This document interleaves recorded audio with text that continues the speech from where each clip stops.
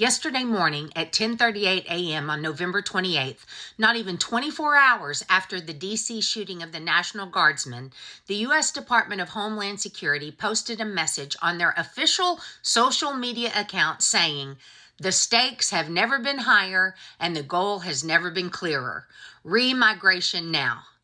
I'm going to confess I didn't know what the word remigration meant. So I have now spent multiple hours researching and reading, and oh my goodness, I do not think I have ever been more concerned about a goal of this administration, and that is saying something.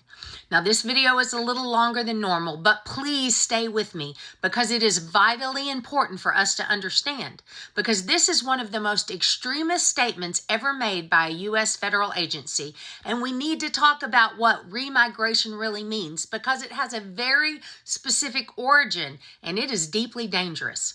The term comes directly from the European far right, especially it is tied to white nationalist parties in France, Germany, and Austria.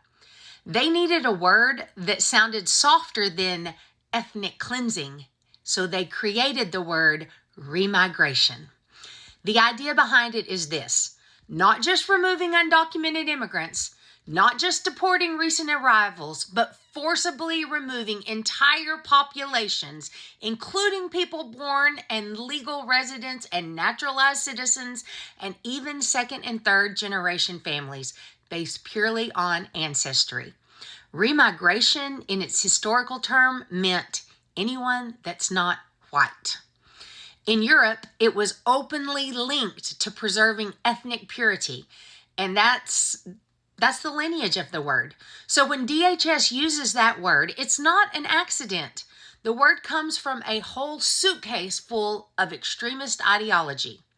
This wasn't some fringe blogger posting. This wasn't an anonymous account.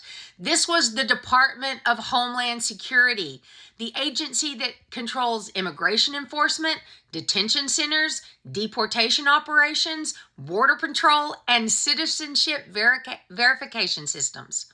For them to post remigration now is a shift from policy language to ideological language.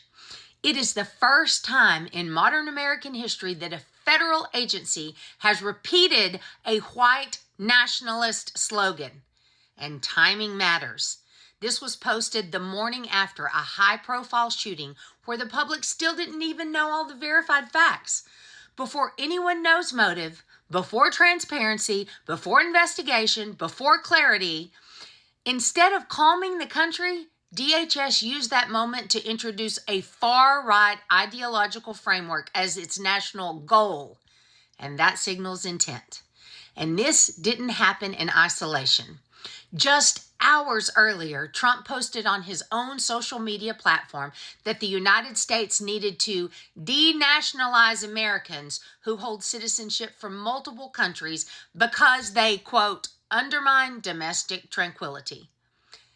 Not deport non-citizens, not remove undocumented immigrants, strip U.S. citizenship from Americans, a direct echo of 1930s authoritarian regimes that removed citizenship from people they wanted to target.